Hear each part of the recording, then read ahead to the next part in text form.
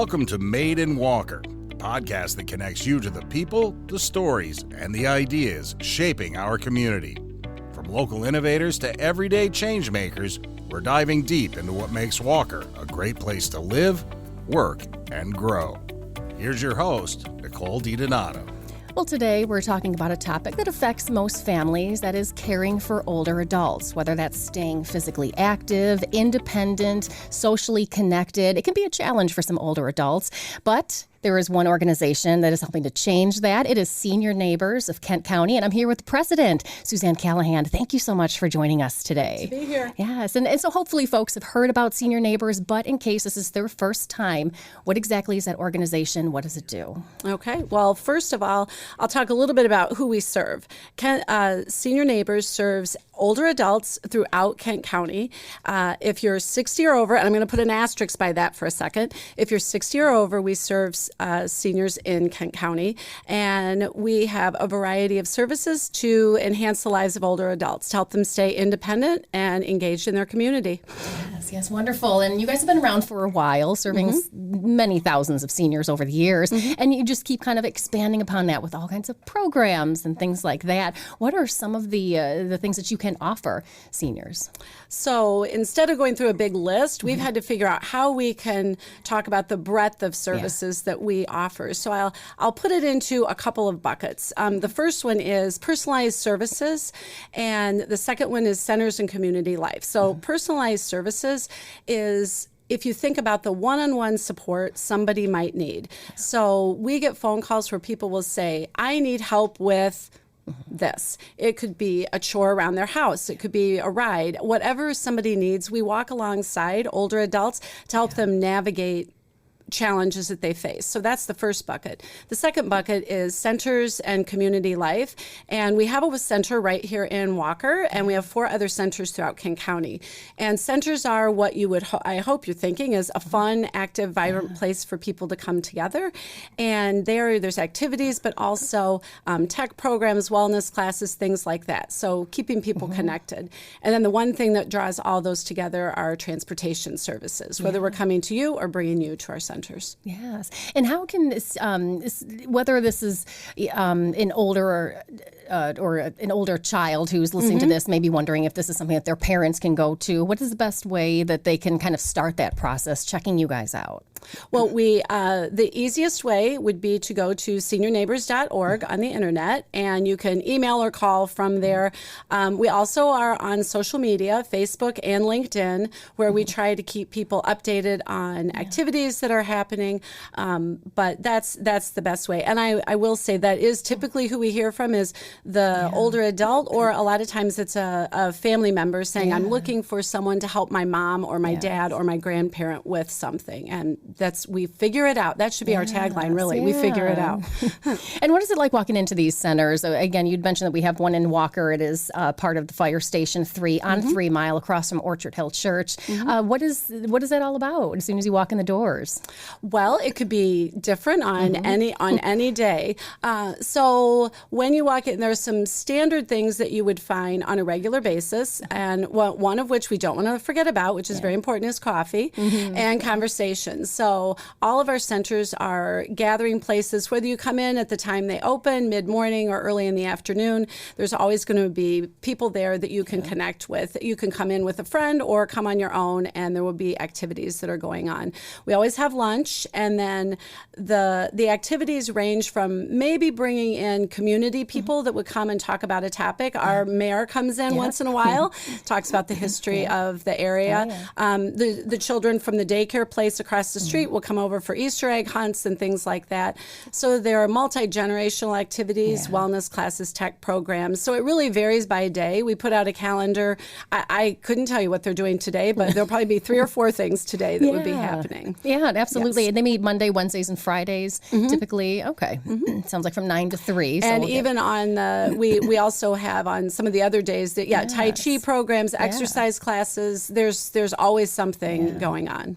And I don't know if you being the president, I'm sure you maybe get word of some people's stories about what their lives were like, maybe before finding out that they do have a place where they can go and connect with their peers. What are some of the thoughts that you have on that, or if you've heard from There are. I actually have had several stories that come from our board members that they've wanted to volunteer and serve with the organization because their parents, were new to the area, and this gave them a place to go and connect in with others. One of the examples I'll share comes from our wellness program, where people are coming to a wellness class. They develop that peer network, and we've had a member recently that had a health challenge, and when she went into, for her recovery and everything after that, the doctors commented, "Your recovery is going so well, it must be from your wellness class and, all the exercise that you've been doing." So there was the physical component, but all of her fellow exercise buddies were caring for her. So it really is the physical, the emotional, the mental, all those aspects play in. And we get stories like that from our wellness programs all the time, that it's always good to have an exercise buddy, and you get the physical, but also the emotional benefits. So stories galore, for sure. Absolutely, that social connection. And why is that so important as we age, to kind of keep friends, relationships, just that connection? I think the one word that we talk a lot about is purpose.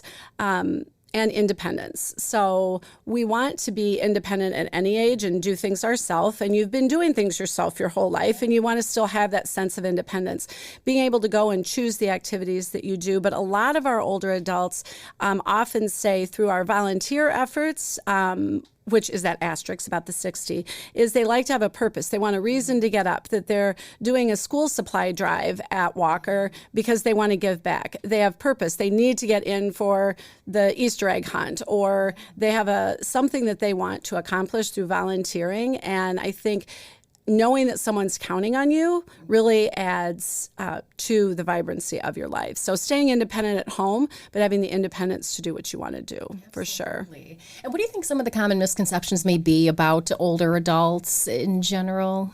I would say that if you've met one 60-year-old, you've met one 60-year-old. If you've met one 80-year-old, you've met one 80-year-old. And I think there is that picture that, I can't do this or I can't do that. You'll meet someone that may have a lot of physical challenges, and then you meet somebody else that's running a marathon. So I really think that people are always learning, always interested in doing new things. And it's fun to go to our centers because they're spunky, they're funny, they're a little bit spicy. They want to do fun things. So just knowing that it's that everybody wants to have fun at any age and be connected with other people.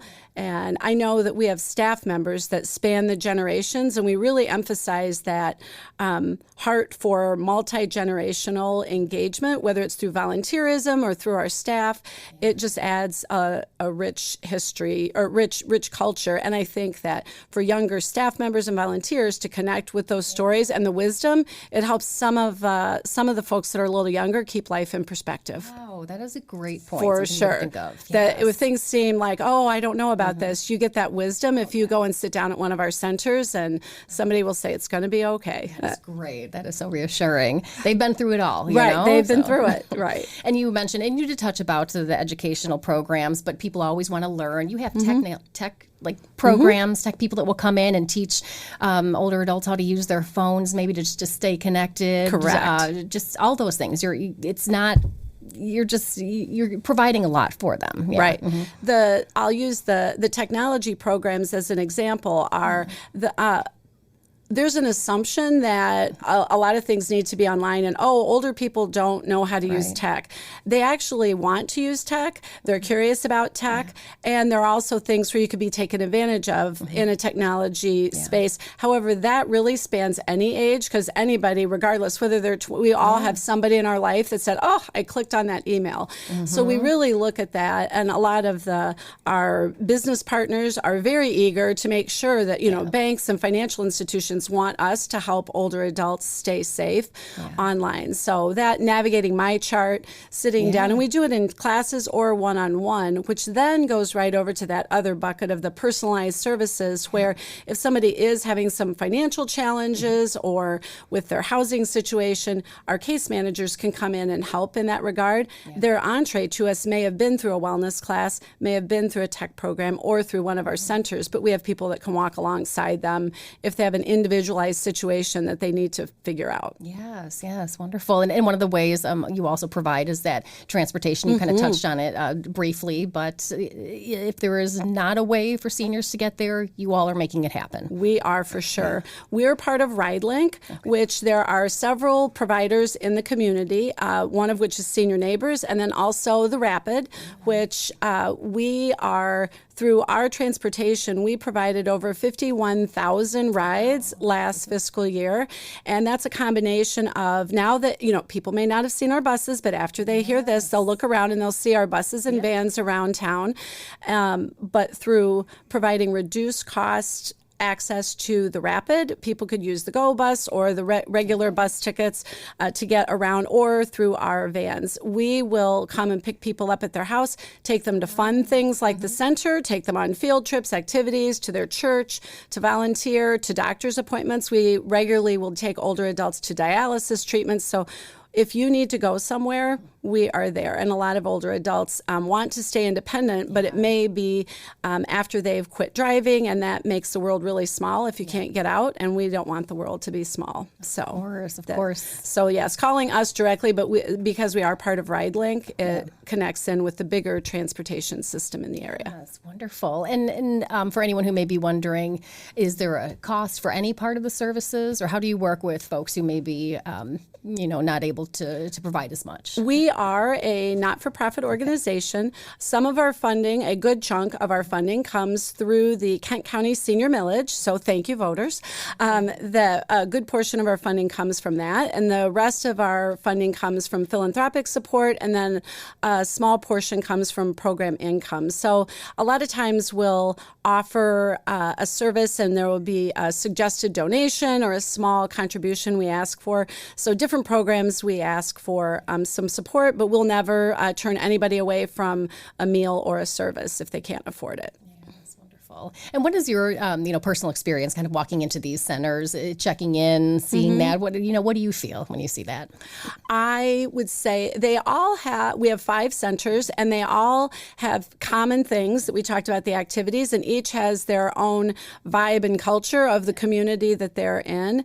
And the one thing that I would say is it is very welcoming. There's music playing, and, it's just, you feel good, and you want to sit down and visit with the people that are there. So, yes, very welcoming. Yes, and it's so important, again, to have that connection and, kind of combat that feeling of isolation that could probably be that could come on kind of quickly or unexpectedly for people. I would say a lot of people, the one thing that I think it spans all ages is it's hard to go into a restaurant all by yourself and sit down, that you think, oh, you're waiting for your friend to come and meet you. Or when a child is going into school, there's that apprehension. That doesn't go away at any age.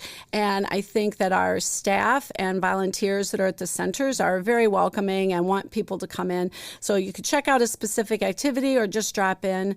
We a lot of times will have family members come in and say, oh, well, let's just go and check it out together. So have a lunch, have a cup of coffee, meet with our center coordinators, and see if it's a fit. And if there is one message you could share to everyone just about the importance of valuing our seniors as they age, what would that be?